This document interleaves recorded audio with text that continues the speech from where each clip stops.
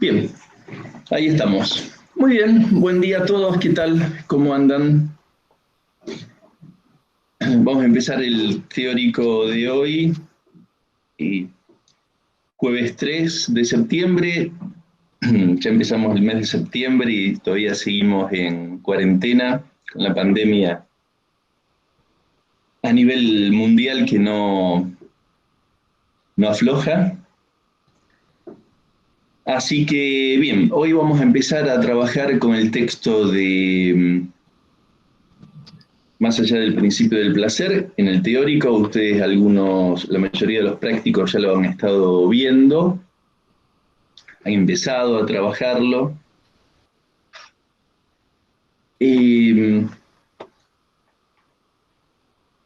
Vamos a ir tratando de recorrerlo con cierto detalle a las preguntas de ustedes. Les vamos a dar lugar, ya que lo vienen trabajando en los prácticos, de ahí pueden tomar alguna referencia que pueda ser conveniente. Recordemos que el ángulo que nos interesa considerar en esta materia, porque abre una cantidad de recorridos que se pueden hacer, el texto de Más allá del principio del placer, y ahí aprovecho para saludarla a Soledad, que Soledad Dugan de la cátedra también, así que gracias por participar, Sole. Buen día. Bueno, les decía que es un texto que se puede hacer un trabajo de mucho tiempo sobre este texto. Nosotros vamos a enfocarlo desde la prioridad que le damos al ángulo que nos interesa destacar en la cátedra, que es la articulación entre síntoma, pulsión y repetición. Pero es un texto, por supuesto, que merece un recorrido bastante detallado, exhaustivo, porque claramente es un aporte que hizo Freud a la misma teoría que él había creado, un aporte fundamental, porque es agregar, introducir una perspectiva absolutamente novedosa. Una perspectiva novedosa que hace que se revise el alcance de ciertos conceptos como el alcance del concepto de pulsión sexual, el alcance del concepto incluso del inconsciente mismo,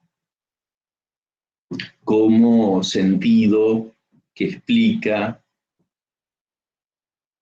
gran parte hasta ese momento, gran parte de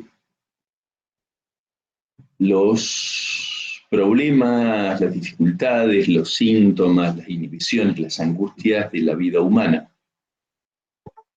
Nos encontramos con que introduce Freud en Más allá del principio del placer una perspectiva por la que se hace necesario revisar, revisitar conceptos que estaban muy establecidos hasta ese momento. Uno de ellos es por el que empieza Freud el capítulo 1, es justamente el imperio del principio del placer, que entender por el supuesto de que el decurso de los procesos anímicos es regulado automáticamente por el principio de placer. Dice, por supuesto, en algún momento que el imperio del principio del placer sin más significaría en la vida un potencial peligro, un problema, porque si todo ser humano se rige únicamente por buscar el placer, eso lo pone en riesgo y no es fácil convivir socialmente si todos únicamente buscáramos, únicamente sin otra consideración, lo que nos da placer.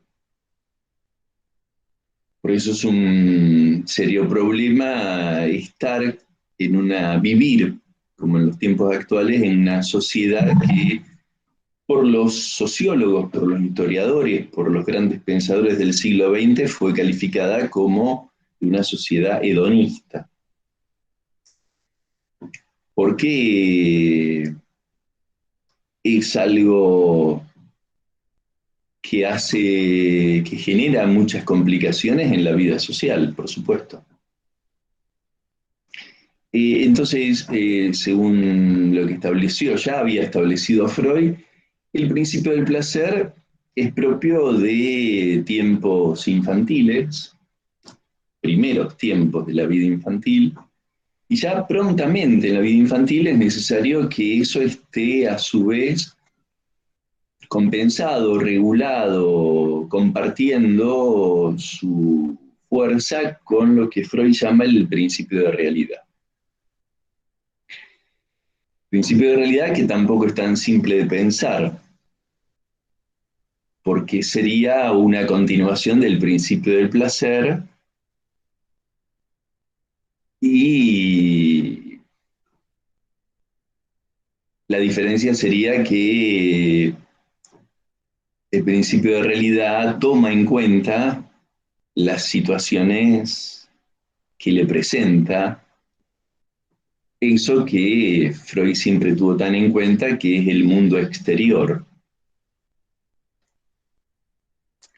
y que es también algo para interrogar, porque sabemos con Freud mismo que el mundo exterior es muchas veces, ni más ni menos, que un escenario creado por el aparato psíquico, con lo cual se hace muy complejo definir lo que es la realidad en la vida humana. Por supuesto hay un plano de realidad que lo tenemos muy cabalmente mostrado con la naturaleza del virus. Eso no es un escenario creado por el aparato psíquico. El, la realidad también, el mundo exterior, en su crudeza, está en las consecuencias de la pandemia para grandes sectores de la sociedad argentina, latinoamericana o mundial. Sabemos que grandes sectores de la población que apenas podían lograr una subsistencia se han visto a su vez muy golpeadas y están pasándola muy mal porque por supuesto, se han visto afectados por más ayuda del Estado, como en Argentina que pueda haber, se ven afectados en el plano de las necesidades. O sea que hay un mundo exterior, hay una realidad que no es solamente representación de un escenario creado por la realidad psíquica, por el aparato psíquico. Pero también sabemos que cualquier ser humano vive una dimensión de la realidad que la vive como realidad y no se da cuenta cómo esa realidad está teñida, impregnada de los colores de su fantasía inconsciente. Que puede haber una realidad que puede ser familiar, una realidad que puede ser laboral, una realidad que puede ser en los lazos de amistad, en los lazos de amor, pero que la realidad que esa persona que cada persona considera que es muy del orden de la realidad, que es así, si uno lo empieza a hilar fino y a ver en detalle, va a encontrar que en gran medida lo que vive como realidad es la expresión de una fantasía que es realidad al mismo tiempo, una fantasía infantil, por ejemplo, de agresión del otro, de maltrato de los demás, y que eso después se ha repetido a lo largo de su vida. Y que eso impregna es la realidad con esos colores. Entonces, el principio de realidad, dice Freud claramente, es como principio de funcionamiento del aparato psíquico la extensión, la continuación del principio del placer. Con lo cual interroga al principio de realidad, interroga al principio mismo como principio de realidad, que está mucho más en función, en sintonía con el principio del placer que de la realidad, aunque la toma en cuenta la realidad, y nos interroga sobre qué es la realidad entonces también.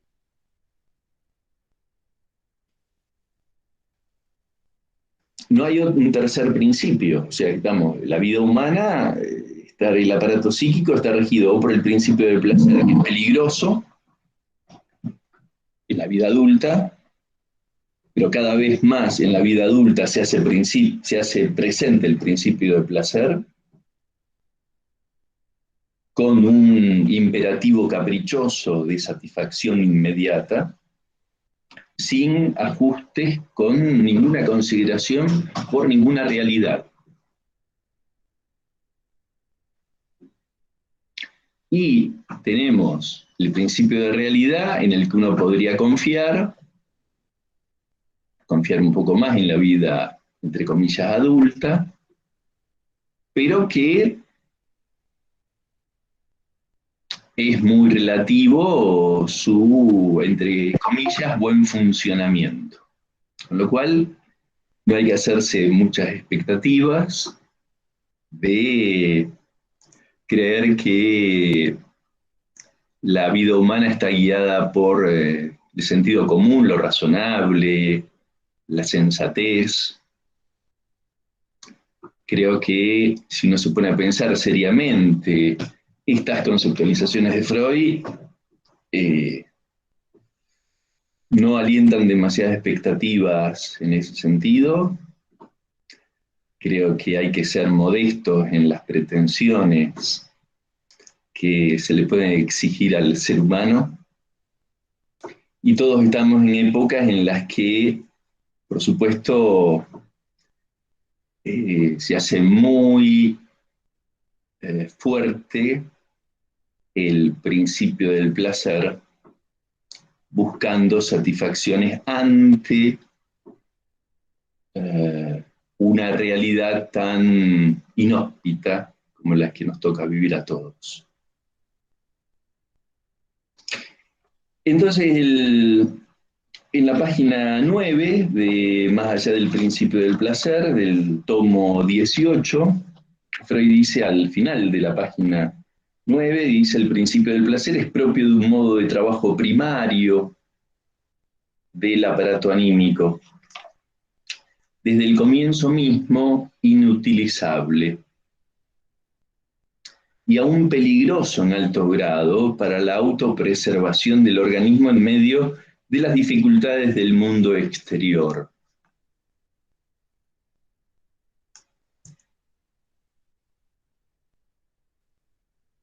Freud tenía una referencia a los griegos, a la filosofía griega, cuando se refería a las exigencias del mundo exterior, como lo decían los griegos, de la filosofía griega, la nombraba ananké, que es la exigencia que impone la realidad a la vida humana. Eso para las tragedias griegas era un elemento fundamental. Y quizás es cierto lo que dice un psicoanalista francés, que es muy interesante leerlo, que es Éric Laurent, que pasamos de la época de eh, el, una época de lo trágico a lo que es la época actual, que es una época de lo delirante, de ese delirio narcisista que poco reconoce la fuerza que tiene la realidad. Esa realidad que ya desde los griegos ellos tenían la suerte de poder reconocerlo, que impone límites y condiciones a la vida, que la vida no se ajusta a lo que a uno le gustaría, sino que eh, la vida le impone condiciones, limitaciones, complicaciones a los deseos y a las expectativas. Los griegos llamaban a eso ananqué y Freud lo tuvo muy en cuenta. Eh, entonces hemos pasado de una época de una relación con la tragedia a una época de una relación mucho más presente con el delirio narcisista.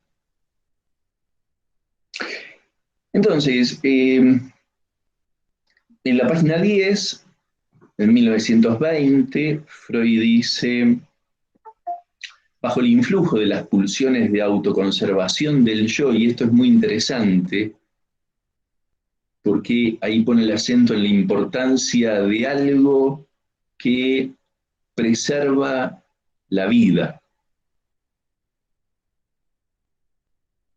Dice Freud, es relevado el principio de placer por el principio de realidad,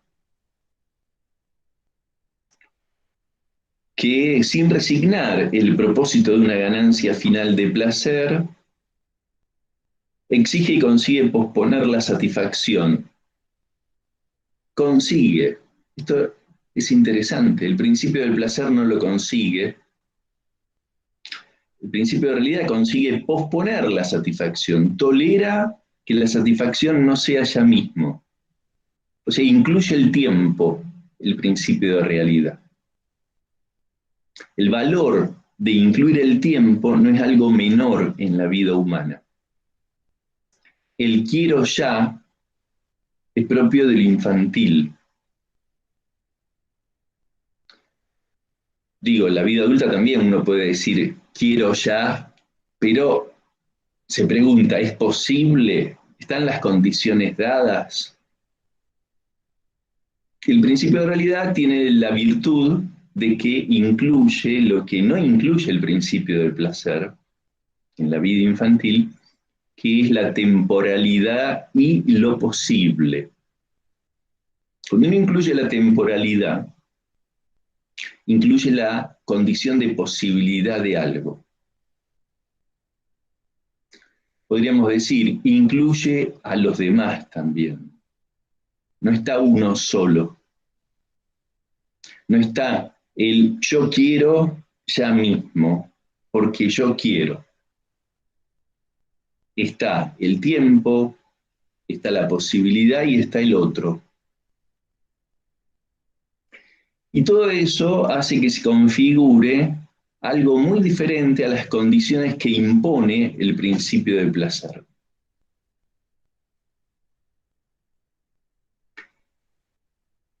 ¿Cuánto incluye cada uno? La temporalidad, la posibilidad y al otro hace que se aleje o no de las condiciones más infantiles y caprichosas. Y esto para pensarlo en relación al amor, esto es para pensar en relación al trabajo, a la vida familiar y también al estudio, claro. ¿Cómo incluimos la temporalidad,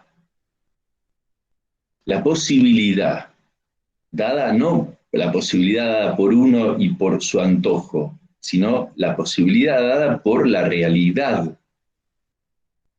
lo que está como realidad que atañe a un conjunto familiar, a un conjunto de trabajo, un conjunto como la universidad, por ejemplo.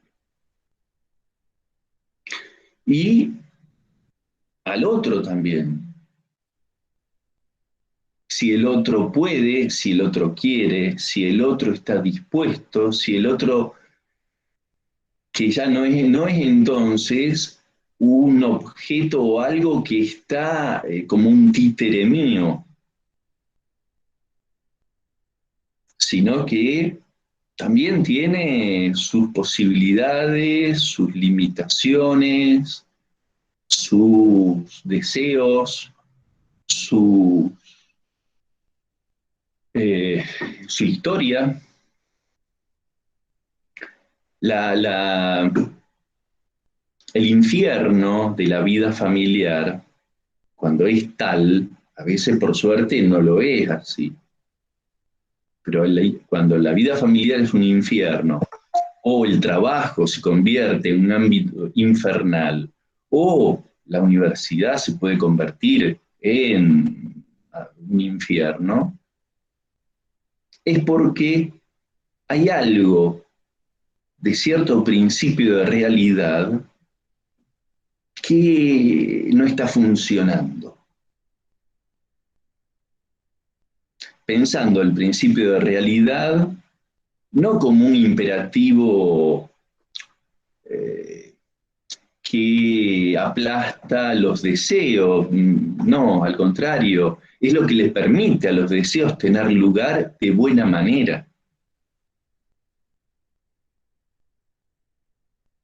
Y entonces, el principio de realidad, como dice aquí Freud, sin resignar el propósito de una ganancia final de placer, en la página 10, dice, exige y consigue posponer la satisfacción, no dice que la anula, no dice que la barra, que la elimine, dice consigue posponer la satisfacción, esa satisfacción que podría ser muy complicada, un infierno querer lograrla. Entonces consigue posponer la satisfacción, renunciar a diversas posibilidades de lograrla, las que no vienen bien al momento, y tolerar provisionalmente, es todo un trabajo esto, tolerar provisionalmente el displacer en el largo rodeo hacia el placer. Está dicho de una forma casi poética. Si uno se lo pone a pensar realmente, qué difícil que es esto, por favor. Está muy lindo, muy bien dicho, pero qué difícil que resulta. Cuando vamos a situaciones concretas, familiares, amorosas, de amigos, de trabajo, de facultad, de la vida social, uno dice, pero claro, Freud lo dice en 5 renglones, muy lindo, lo puedo estudiar de memoria, lo puedo repetir. Pero bueno, es toda una cuestión que merece que partamos de aquí para pensar el más allá del principio del placer, porque si no vamos directamente a pensar la pulsión de muerte, pero esto tiene una importancia enorme que hace que, viéndola en detalle, a esta perspectiva que Freud quiere presentar acá como el principio de realidad y su función en el aparato psíquico y en la vida, nos permite entonces trabajar más claramente qué es el más allá del principio del placer.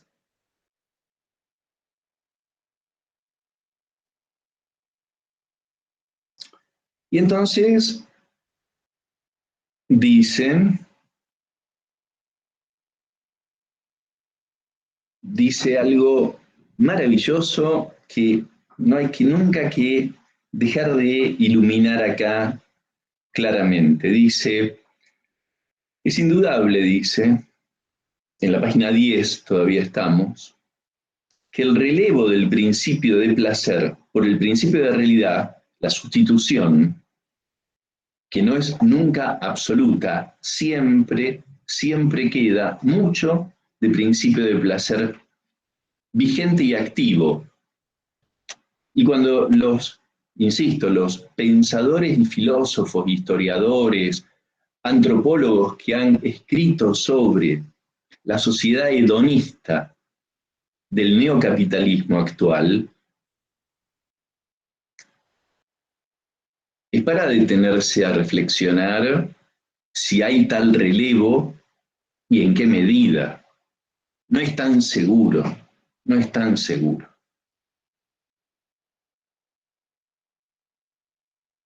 Entonces dice, este relevo, dice, es indudable que el relevo del principio del placer por el principio de realidad puede ser responsabilizado solo de una pequeña parte, y no de la más intensa, de las experiencias de displacer.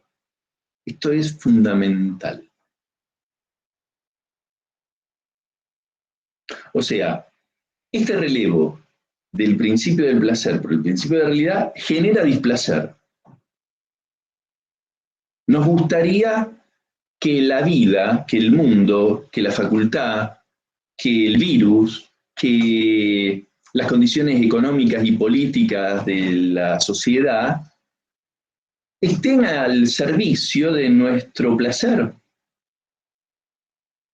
¿Cómo nos gustaría? Pero no. Y entonces dice, el relevo por el principio de realidad hace que tengamos que leer en qué momento, en qué situación, en qué contexto se está. Y dice, eso genera displacer. Lógico que genera displacer. Pero si yo, para las vacaciones de invierno, quería tomarme una semana de vacaciones con mi familia, porque sentía que normalmente, supongamos, alguien que dice, trabajo mucho todo el tiempo, y mis hijos también, mi mujer también, entonces nos tomamos, no un mes de vacaciones, una semana, 3 días, un fin de semana si quieren. No es necesario pensar en un gasto de dinero muy importante, no, simplemente me voy a donde ustedes quieran, me gasto unos pesitos más que bien, y lo puedo hacer. No me lo permitieron este año. ¿Quién no me lo permitió? La realidad.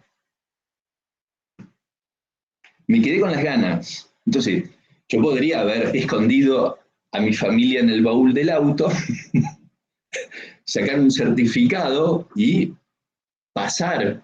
Y quizá tenía suerte y llegaba a algún lugar. ¿Qué me iba a encontrar? Que no había hoteles, que no había que alquilar.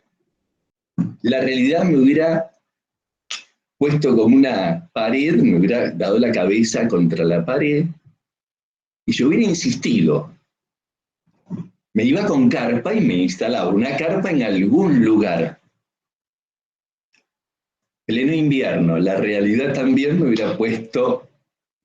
Quería ir a pasear al extranjero, me iba a una plaza de Brasil, no hay aviones. Principio de realidad, en vez de hacer todo eso y amargarme, el principio de realidad dice, no hay manera en estas condiciones de hacer lo que se te antoje.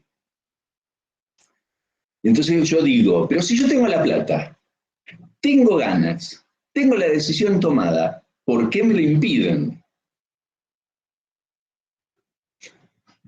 Bueno, el principio de realidad genera, si uno evita todo eso que y dice no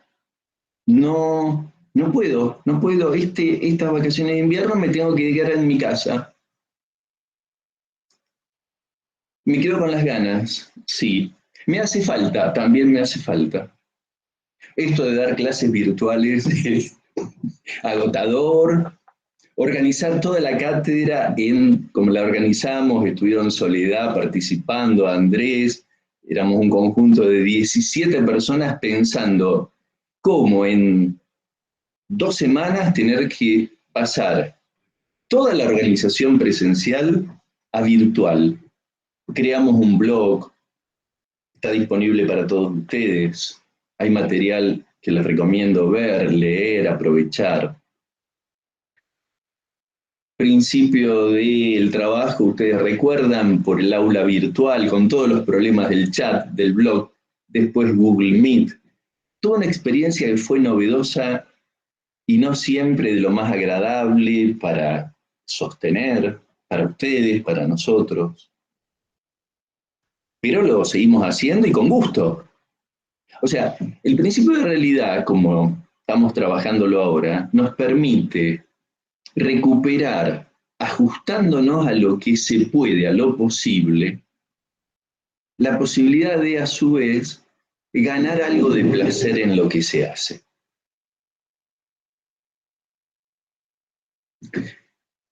Ahora, es cierto que tener presente el principio de realidad, tenerlo presente y que funcione, genera una cierta cuota de displacer.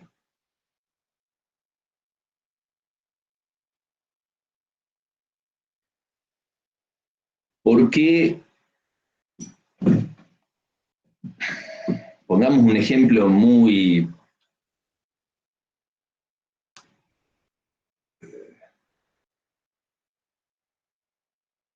encontrar que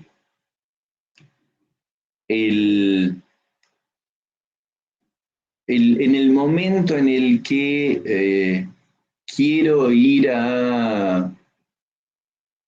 eh, como a disfrutar lo que a su vez está muy limitado de disfrutar hoy en día, encuentros, reuniones, y que de encontrarme con algún familiar en una plaza para poder hacer ese encuentro posible. Y resulta que quería ir con mis hijos a esa situación. Y en el momento en que estoy ya organizando todo, disponiendo para ir, eh, uno de mis hijos se encapricha y se pone a llorar y dice que no, que quiere quedarse viendo algo en televisión, que no quiere ir, que está cansada, cansado.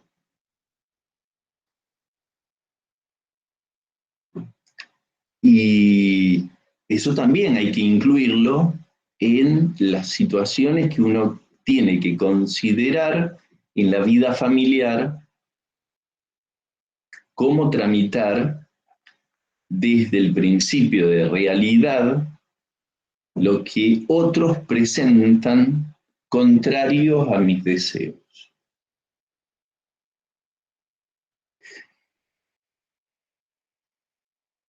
Entonces, ajustar. Yo tenía muchas ganas de ir al encuentro de mi hermana, de un tío, de mi hijo, de mi nuera, de mi nieto, de quien sea, y tengo que postergarlo o acomodar, llegar a una negociación, a ver qué resulta posible, en qué momento, de qué manera, porque no estoy solo, hay otros. Ajustar esto toca el deseo, el placer, la expectativa, las ganas que uno tiene. Con lo cual, entonces, lo que dice Freud en la página 10 es que este relevo del principio del placer por el principio de realidad, sin embargo, puede ser responsabilizado solo de una pequeña parte, y dice, no la más intensa, de las experiencias de displacer.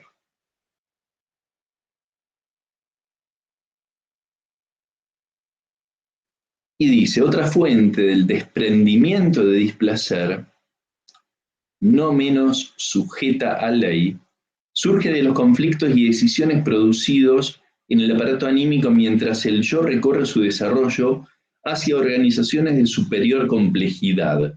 Casi toda la energía que llena el aparato proviene de las mociones pulsionales congénitas, pero no se las admite a todas en una misma fase del desarrollo.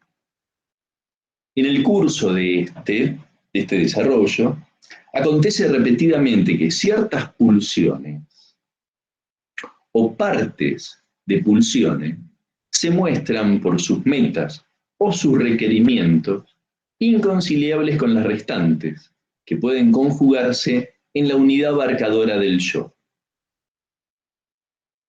Son segregadas entonces de esa unidad por el proceso de la represión.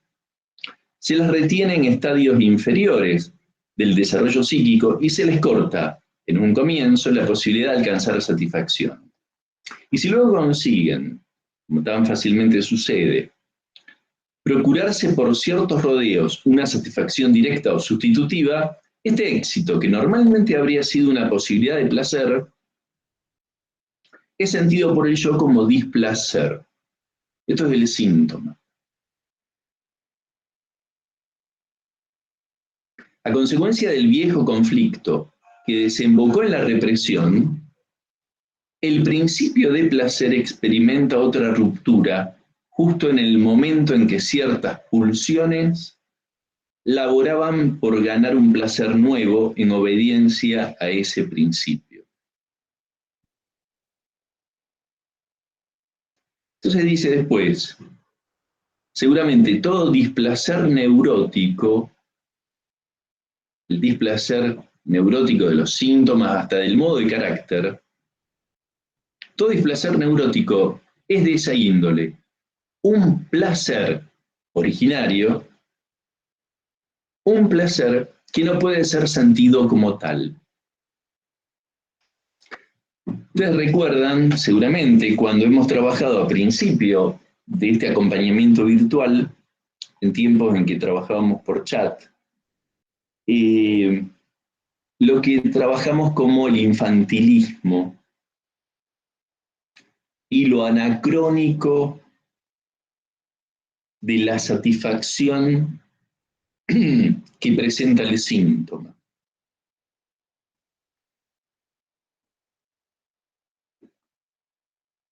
O sea, es anacrónico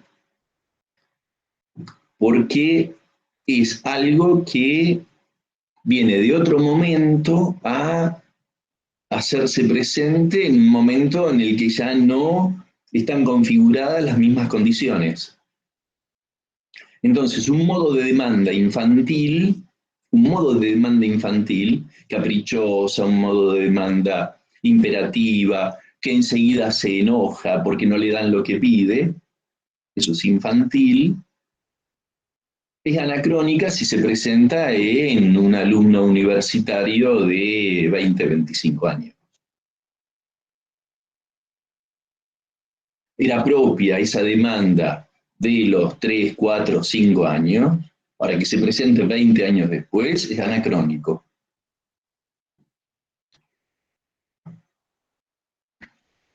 Entonces, esto es lo que sí puede ser responsabilizado de las experiencias de displacer.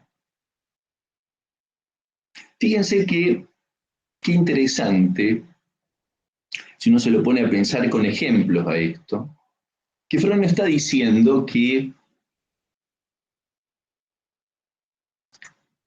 el displacer sea provocado por las situaciones,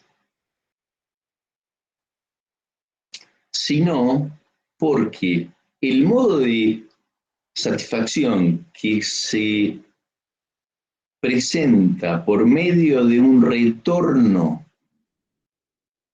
de lo que se podría calificar como anacrónico,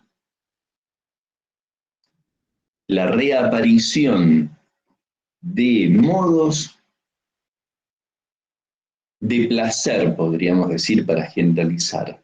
Modos de placer que eran propios de otro tiempo, cuando eso no pudo lograrse esa satisfacción pulsional en su momento, y retornan después bajo las formas de demandas, bajo las formas de síntomas, de exigencias al otro, de quejas, de protestas, de reclamos, de ponerse en una posición en que se espera que el otro, como en los tiempos infantiles ocurría, que el otro le solucione las ingratitudes de la vida. Si eso se presenta en la vida adulta, Freud no dice que es culpa de la realidad, sino de lo anacrónico del modo en que se presentan ciertas cuestiones en la vida.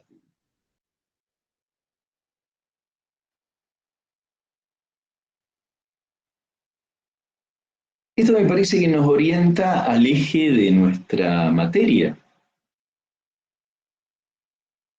esa articulación entre síntoma, satisfacción y repetición.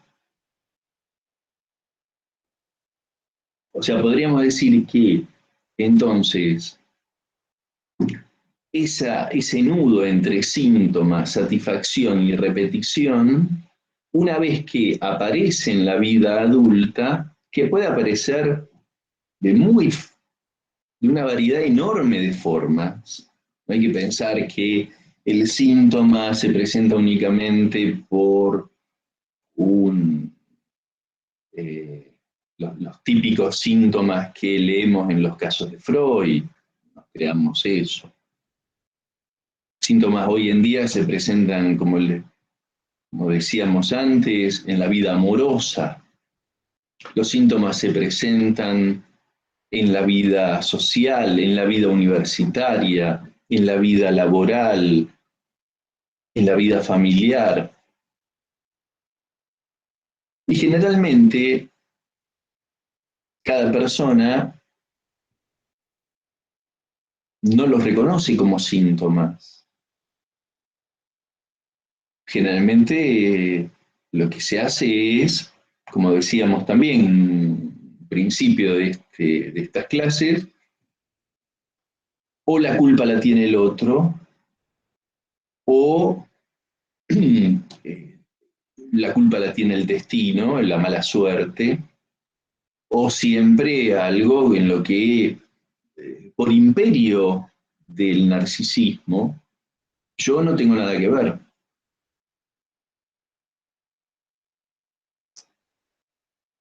Y entonces ese conjunto, ese nudo entre síntomas, satisfacción y repetición hace que haya muchas situaciones que terminen siendo displacenteras en la vida.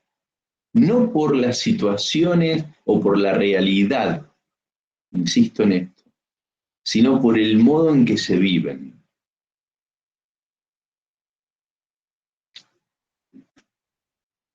Bueno, a ver, vamos a terminar el primer capítulo del texto y no he visto todavía si hay chats, algunas preguntas, pero terminamos esto y ahora enseguida vemos, acá lo único que veo 26 en el chat, pero puede haber saludos, no veo el detalle. Bueno, a ver. Entonces dice, las dos fuentes de displacer que hemos indicado están muy lejos de abarcar la mayoría de nuestras vivencias de displacer. Bien. Y esto es interesante, ¿no? Porque dice que es un displacer de percepción lo que ocurre en su mayor parte.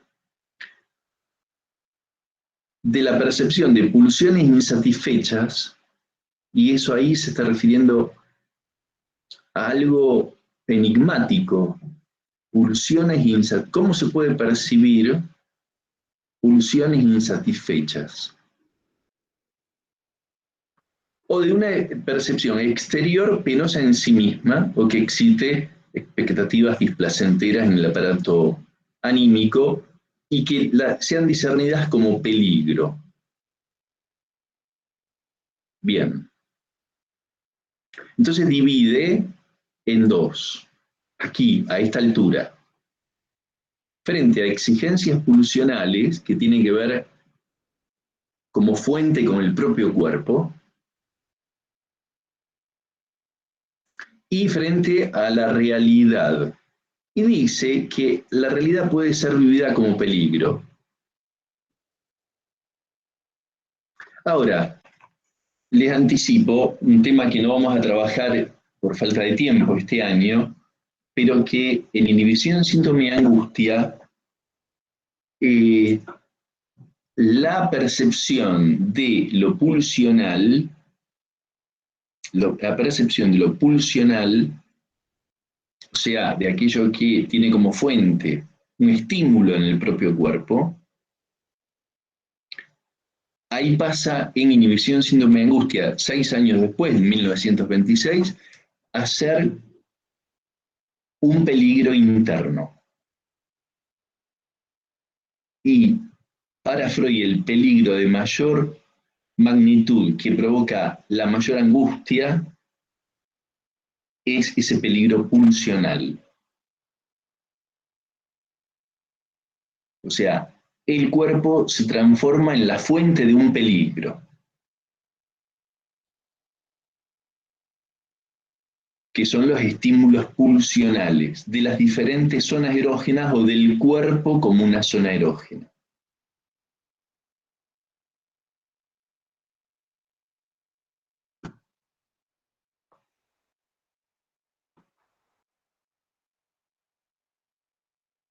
Bien, eso es el primer capítulo de Más allá del principio del placer, como estableciendo un poco a qué se refería hasta ese momento Freud. Ustedes se dan cuenta que no hay ninguna novedad en esto.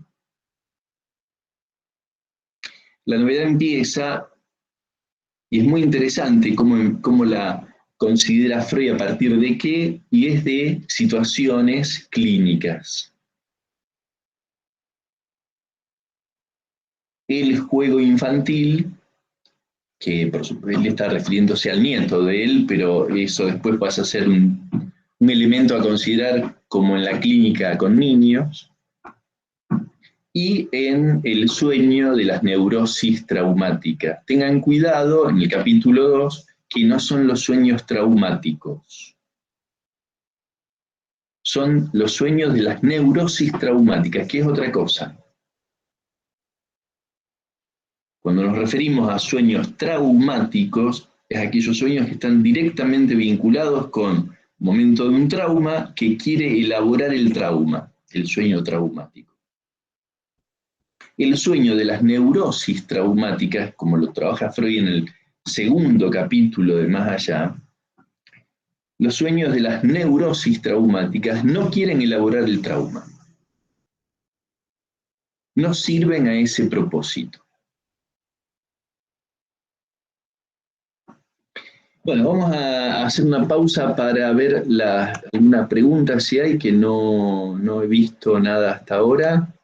Bien, mi respuesta, saludos a todos, buen día, que hay muchos. Y después hay Martina, dice, podría ser un ejemplo que el principio de realidad opera cuando, por más ganas de ver a mis amigos que tenga en este momento, elijo quedarme en mi casa. Totalmente cierto, tal cual.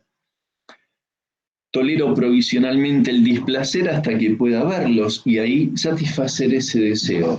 Sí, Sí, y esto es muy a disgusto, y esto después de... Una cosa es soportar el principio de realidad y los límites que impone un tiempo, 15 días, un mes, 2 meses, pero cuando hemos visto, uno tiene que estar limitado en sus satisfacciones durante mucho tiempo, esto se hace muy difícil, muy complicado.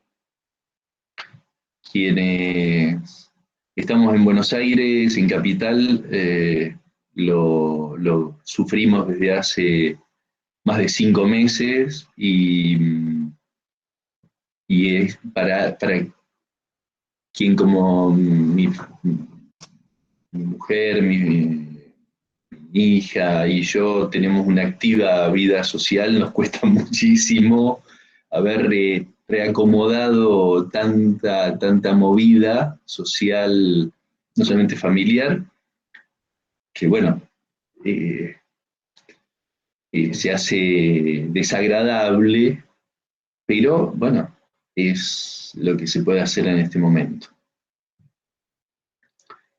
Y, a ver, Camila dice también el ejemplo que dio la compañera, se puede agregar la satisfacción parcial viéndolos por videollamada. Sí, sí, pero hay algo, es muy interesante esto que dice Camila. Lo tomo, lo tomo como algo muy valioso porque hay algo del encuentro, del abrazo, eh, que, que no puede estar presente con la videollamada. Hay algo del contacto de los cuerpos, del placer que produce un beso, un abrazo, hacerle upa a un bebé. Eh, Mi nieta tiene 6 meses ya cumplidos y la he visto 4 veces antes de la cuarentena. Y mi hija vive, la madre de mi nieta, vive a 6 cuadras de mi casa en Buenos Aires. O sea que es como una locura, es una locura. Me muero de ganas de hacerle upa a la gordita. Todos los días nos hablamos por videollamada y es lo mismo. Y, y con amigos. Hay algo que podríamos hablar en términos de lo que Lacan trabajó como la privación, el sentirse que hay algo de una satisfacción que implica el cuerpo, que a nivel de saber cómo está la persona querida, uno sabe cómo está esa persona, uno sabe qué está haciendo, cómo le va, todo eso se sabe, pero hay algo que falta y que en la vida humana es importante y que, a ver, no es lo mismo ahora que tenemos Google Maps, que tenemos tantos recursos tecnológicos, técnicos, de informática, podemos pasear por cualquier ciudad de Europa, por cualquier ciudad de Estados Unidos, pasear por lugares bellísimos viendo fotos. Incluso parece como si estuviéramos caminando con Google Street. Ahora, ¿es lo mismo que estar ahí? El impacto que produce en el cuerpo nunca puede ser exactamente igual. Entonces, hay algo que es cierto, se puede agregar, como dice Camila, la satisfacción parcial viéndolos por videollamada, pero es parcial y hay algo la presencia y de la satisfacción en el cuerpo que uno no tiene. María dice, el abrazo a un abuelo, particularmente cuando son tan grandes y no sabes si los volvés a ver, se extraña tanto. Totalmente, totalmente es así. Y no es un dato menor para nada. Y estamos sufriendo esto, y esto es por el principio de realidad. Entonces, por supuesto que produce displacer. No es algo agradable ajustarse al principio de realidad. No es para nada agradable. ¿Qué chance, qué alternativa hay?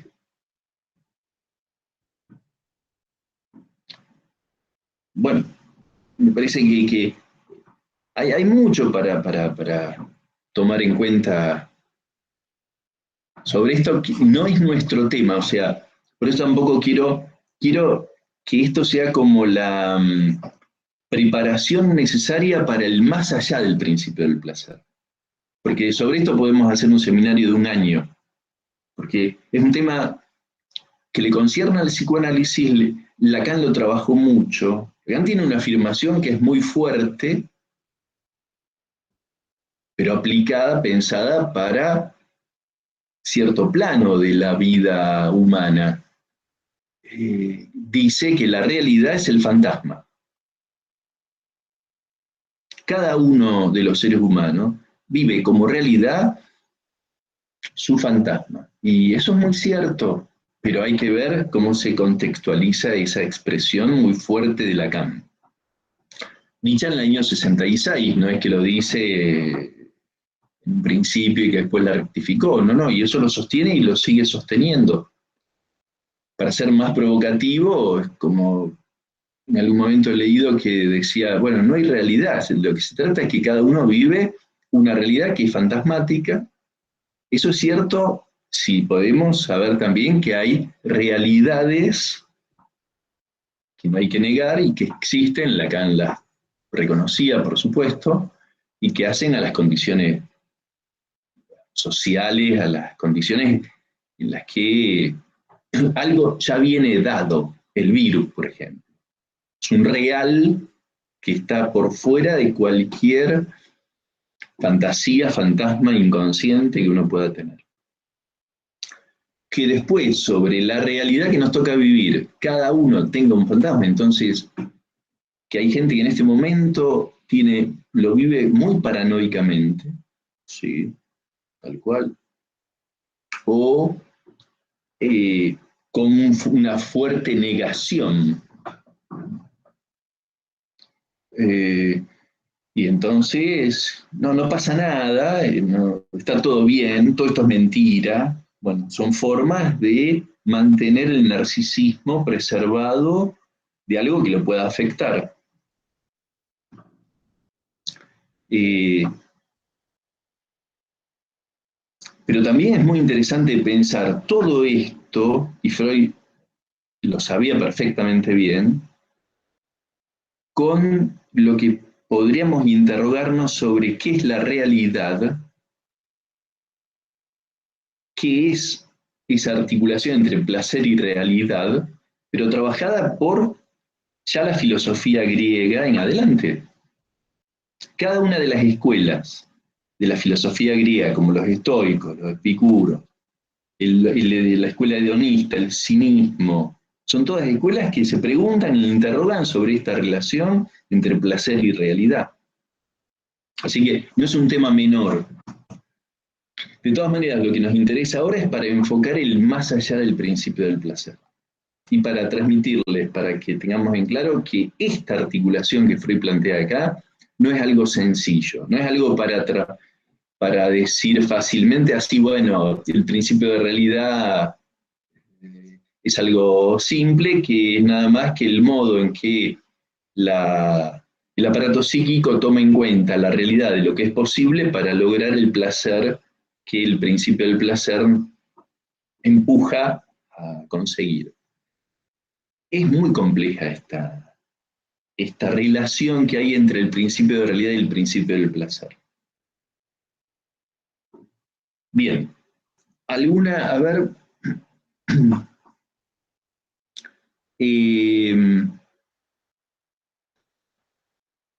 Martina dice que tremendo, me imagino que se refiere a lo que hablamos antes, sí, es. Eh, Sol dice, dijo que los sueños de neurosis traumáticas no buscan elaborar el trauma, pero en la repetición de ese sueño se busca generar el apronte angustiado para ligarlo, ¿no? Bueno, ahora vamos a empezar a trabajar el capítulo 2. Eh,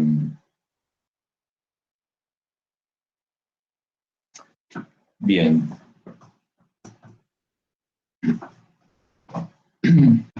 Eh, bueno,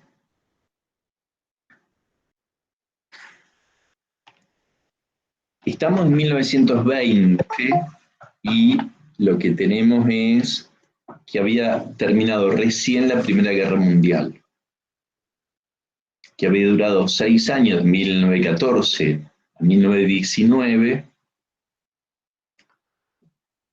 son 6 años, incluyendo el 14 y el 19, fueron 6 años trágicos para la cultura europea. Hay que imaginar lo que fue una guerra en la que, a diferencia de las actuales, el combate era cuerpo a cuerpo, donde no había todavía, me parece que se inventa, se descubre, no sé cómo llamarlo, a fin de la Primera Guerra, la morfina. O sea que las heridas de guerra, como hasta ese momento en toda la historia de la humanidad, eran, según la magnitud, eran insoportables los dolores que podían provocar. Y no había antibióticos, con lo cual se infectaban las heridas con muchísima facilidad, y más todavía en campos de batalla.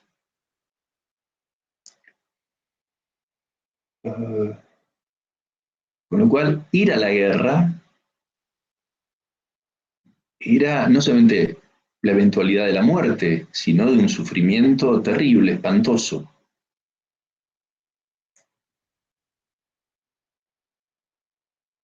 Los que, la experiencia de la Primera Guerra Mundial, porque si bien el combate era cuerpo a cuerpo, el poder de la infantería particularmente era de una magnitud que hasta ese momento no se había logrado en la historia bélica del mundo. Tanques de guerra, por ejemplo, que hasta ese momento no se conocían, o la aviación misma que empezaba a ser un factor decisivo en las guerras. Con lo cual se presentó lo que no se había presentado tanto en otros tiempos militares. O sea, la historia de la humanidad es una historia de guerras. Hay un libro muy interesante de Morin, el filósofo francés, que todavía vive, tiene 90 años. Edgar se escribe Morin y se llama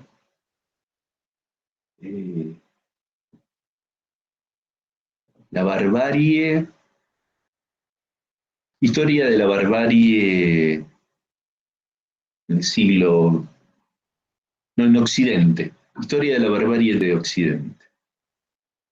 Y bueno, él hace ahí un trabajo ya hecho por otros anteriormente, pero muy claro, hecho por él, que es conectar que la cultura occidental, él trabaja eso porque es lo que se dedicó a estudiar, está íntimamente relacionada con las guerras y las conquistas desde que el mundo es mundo.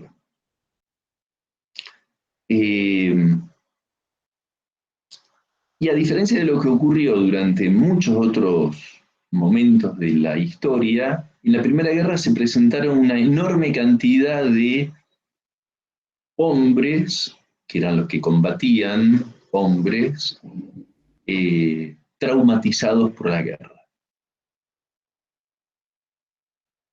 Y entonces se les presentó a la psiquiatría de su tiempo qué hacer frente a tanta cantidad de hombres que no querían volver al campo de batalla, cuando la experiencia de los griegos, de los romanos, era que el herido de guerra quería volver al campo de batalla porque era un honor morir en la guerra.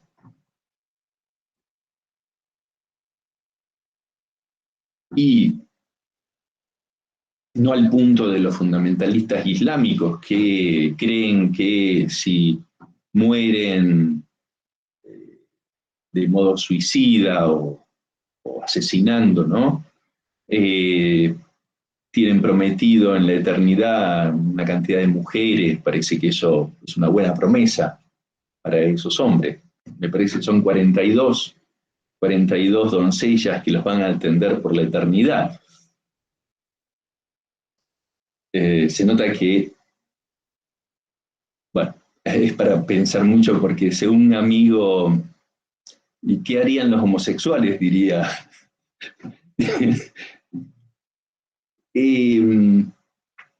Pero en aquellos tiempos de los griegos romanos no era eso, sino que era morir con gloria, con honor por el pueblo y que los dioses iban a saber recompensar ese destino mortal que era honorable.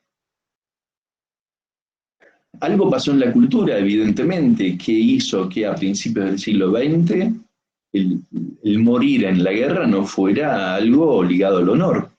Algo cayó de los valores de Occidente que, no digo que esté mal, pero digo que fue así, que no se mantenía ese ideal, parece, al menos para los traumatizados. Pero se le presentó a la psiquiatría un problema. ¿Qué hacer con esta gente que vuelve de la guerra y no queriendo volver a la guerra? Y los franceses y los alemanes tuvieron un tratamiento severo hacia esos traumatizados. O sea, les imponían peores condiciones en el hospital que en la guerra. Terrible las cosas que le hacían sufrir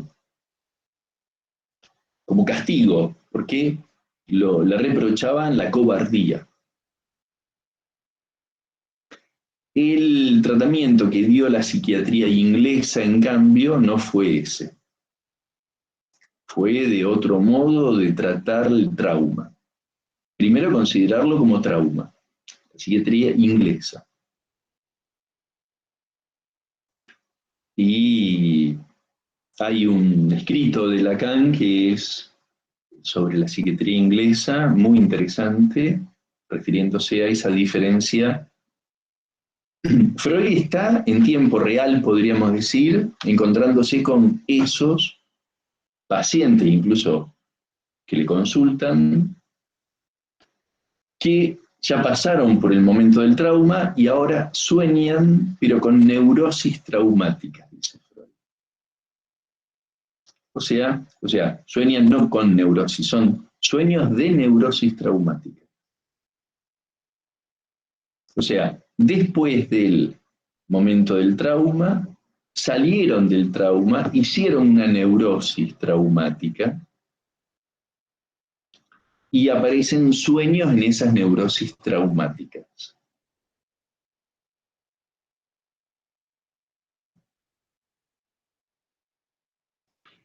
Lo que encuentra Freud es que, primero, hay una diferencia muy interesante, porque lo que encuentra es que puede haber neurosis traumáticas de tiempos de paz.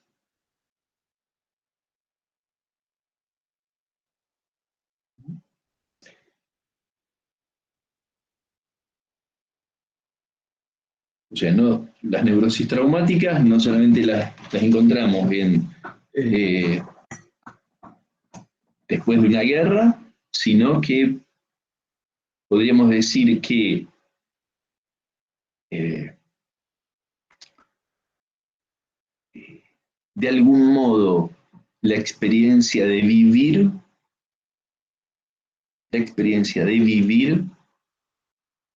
en tiempos, particularmente en tiempos de la infancia y de la adolescencia, siempre es el encuentro, la experiencia de vivir es siempre la experiencia del encuentro con momentos traumáticos. Sí, al trauma lo definimos por estas dos características que el otro día comentábamos, que es la sorpresa y lo inasimilable. Sorpresa, displacentera sorpresa. Y lo inasimilable, lo incomprensible, lo que está fuera de sentido, lo que no tiene manera de ser entendido ni que tenga ningún tipo de sentido. Y que daña, que produce dolor. Eso en la infancia y en la adolescencia, por supuesto en la vida adulta también, pero es mucho más todavía la frecuencia con que esto se experimenta en la vida infantil y en la adolescencia, en la primera adolescencia. Y no es necesario pensar en una guerra para eso. Entonces, el enojo injustificado e inmerecido, el castigo recibido injustamente a una determinada edad, 3, 5, 6, 10 años, de un modo violento,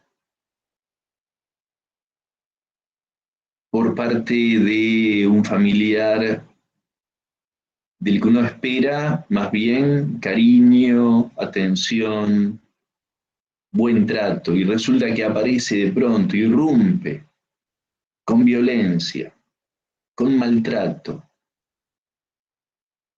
lastimando, injustificadamente, con un castigo inmerecido. Eso podríamos conjeturar que es probable que se convierta en un acontecimiento traumático para el sujeto. Ahora, no hay trauma universal, sino muy particular de cada uno. Lo que va a configurarse como algo traumático siempre es algo particular.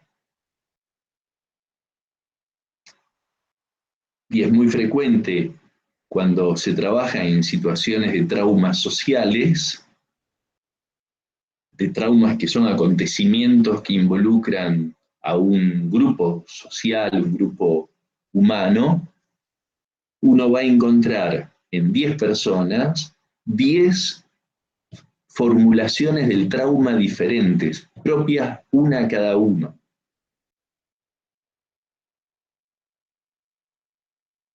Y a veces muy extrañas incluso esas fórmulas. Hay en la presentación clínica de una colega de París que cuenta que estuvo trabajando con un adolescente que tenía cáncer y, y que toda la familia estaba como muy conmovida, muy preocupada por el futuro de este chico, un adolescente jovencito con cáncer, y que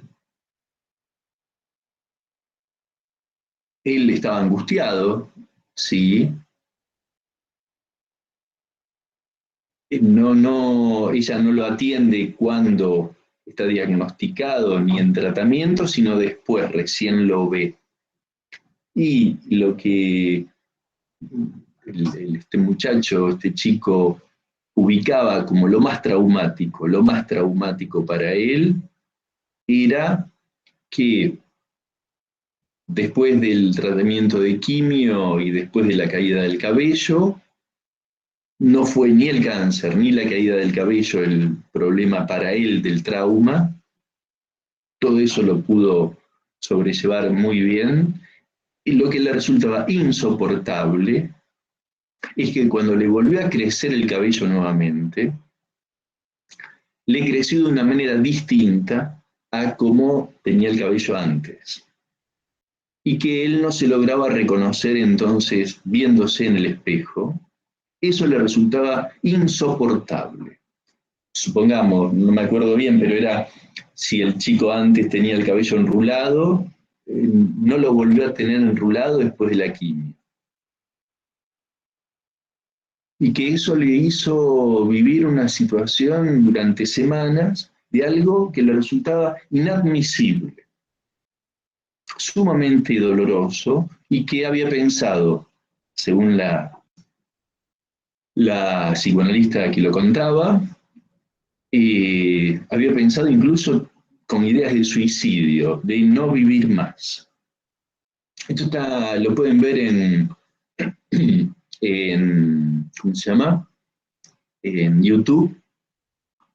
Si ustedes entran en qué es el traumatismo, una conferencia que dio en el año 2013 o 2014, Marie-Hélène Bruce. En español sería María Elena, nada más que en francés Marie-Hélène. Bruce se escribe Bruce. ¿Qué es el traumatismo? Y ella en esa conferencia que dio en español, ahí no me acuerdo, no la dio en Buenos Aires, me parece que la dio, si no en Medellín o en Bogotá o en alguna ciudad de América, hablaba de este caso. Así que si lo quieren escuchar, ahí ella lo ubica claramente. Quiero decir, el traumatismo, el trauma, siempre es muy particular a cada uno.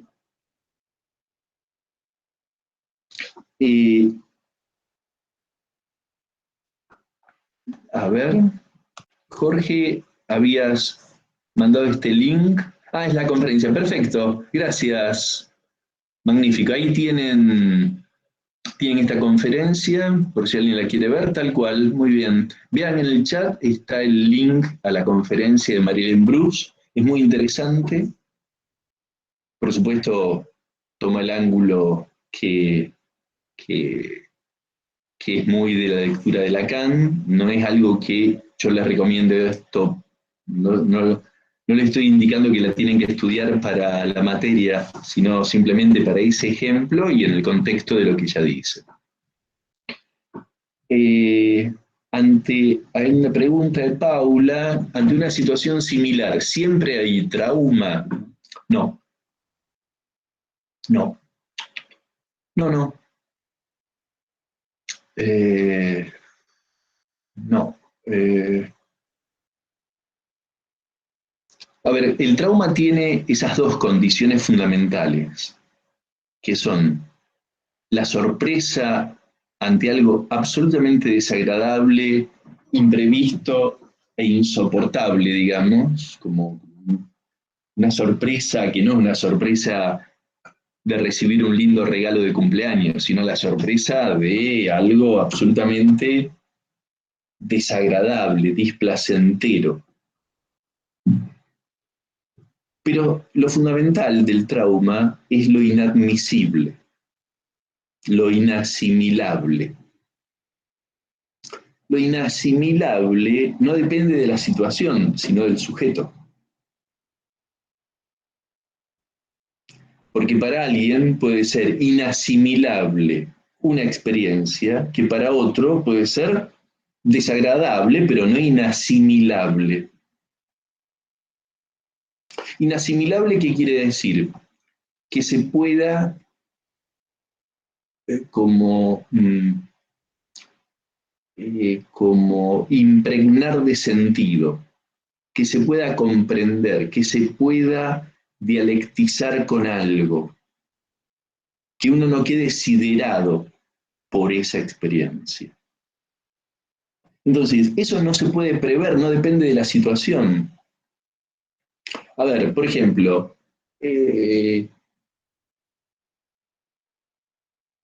digo por ejemplo, ¿no? A mí en 45 años que manejo, me chocaron, nunca choqué, yo nunca me pasó de ser por una imprudencia mía que chocara. Me chocaron 4 o 5 veces. Un par de esas situaciones que me chocaron fueron experiencias como muy desagradables, porque, por ejemplo, en la ruta, un, un hombre que venía manejando a más de 100 kilómetros por hora, yo entrando en una población en Pueblo Muñoz, cerca de Rosario, y venía de Venado Tuerto en mi auto, y hay una curva y un lomo de burro, entonces freno para pasarlo más despacio. Y veo por el espejo retrovisor una camioneta, una Toyota blanca que venía, hay una lomada a 200, 300 metros y lo vi venir con la lomada, pero a toda velocidad. Digo, va a frenar, no frenaba, no frenaba, no frenaba, me tiro al costado porque venía a toda velocidad, me tiro al costado y me pega en la parte de atrás, pero a 100 kilómetros por hora.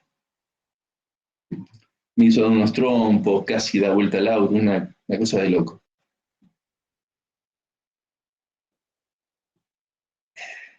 Yo me bajé del auto, primero me fijé si estaba quebrado, si me dolía algo, no me pasó nada. Por suerte, me bajo del auto, me dice, me quedé dormido, me dice, no sabía cómo disculparse. Podría haber matado a alguien, sí, le digo, podría haber matado a alguien.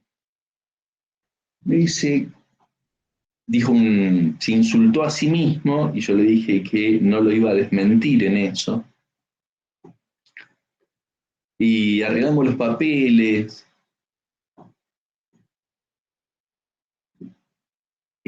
Ahora, a mí eso no, a mí personalmente, eso no se me representó como algo inasimilable. Quizás a alguien, a otra persona, eso le resulta inasimilable y entra en una crisis de angustia, en una crisis de desesperación, y se convierte eso en un suceso traumático. O pongamos una situación más fuerte todavía, un, a ver, yo he tenido muchas consultas, tantos años de trabajo, de gente que después de un tiempo, no en el momento, pero después de un tiempo, habla de haberse quedado sin trabajo, de golpe. Lo echaron de la empresa. O se fundió porque lo estafó el socio. Y no todas esas situaciones fueron traumáticas, no se convirtieron en hechos traumáticos para esas personas. Para alguno que otro se había convertido en algo traumático y se veía que era traumático por las consecuencias que había quedado, que le habían dejado. Y siempre lo traumático era no por lo sorpresivo, sino por lo inasimilable. Ahora, si no hay sorpresa, no hay trauma. Ahora, con la condición de la sorpresa no es suficiente. Y como la otra condición es lo inasimilable, eso depende de cada uno.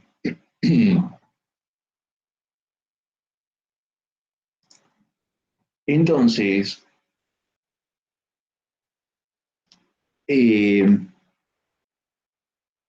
Bien, acá por ejemplo, a ver si hay otra pregunta antes que... No. Acá, por ejemplo, una buena pregunta la que hace Paula. Dice, una situación de abuso, ¿necesariamente hay trauma del tipo que sea? Bueno, estamos en esto.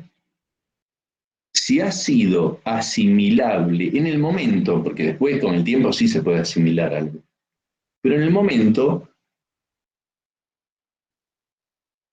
la cuestión es qué posibilidades de convertir algo que es sorpresivo y desagradable en algo con lo que responder de un modo tal que no se convierta en inasimilable absolutamente. Ahí va a estar la posibilidad de que algo sea traumático o no.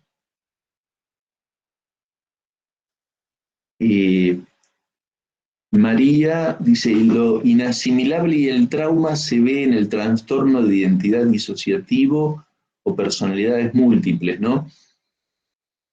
Habría que verlo con más tiempo. Son diagnósticos uno y el otro que no son del psicoanálisis, son de la psiquiatría actual. Personalidades múltiples, desde el psicoanálisis, nosotros lo convertimos en el psicoanálisis en diagnóstico o de histeria o de psicosis, de esquizofrenia. O sea, cierto, puede haber alguien que tenga personalidades múltiples, hay que ver en ese caso, todos los diagnósticos de la psiquiatría actual son muy descriptivos. Y eso es un problema porque de última no se sabe la estructura a la que responde esa descripción. La misma descripción puede ser de una neurosis o de una psicosis. Con lo cual, sea lo que sea, el trastorno somatomorfo, el trastorno de ansiedad, el trastorno el TOC, trastorno obsesivo compulsivo, todos esos son de descripción de fenómenos. Lo que nos interesa a nosotros es saber si se trata de una neurosis o de una psicosis. Y cualquiera de ellos puede ser de una o de otra. No es eso lo que... La descripción no define la estructura.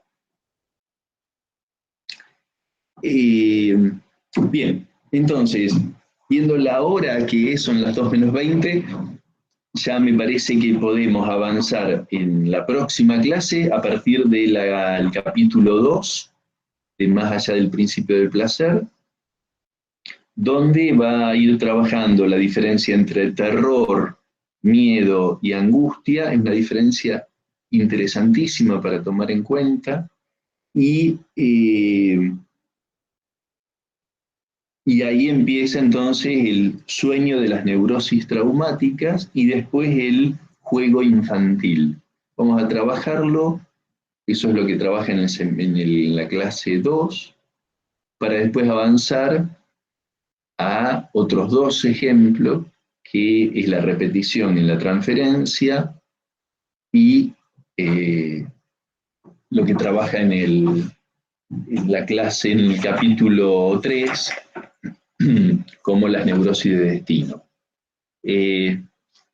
No vamos a ir por parte, así es un texto muy importante para que ustedes lo puedan ir viendo en detalle y para que vaya quedando claro qué quiere transmitir Freud con lo que va a trabajar en los últimos capítulos, que es el más allá del principio del placer, que es muy importante.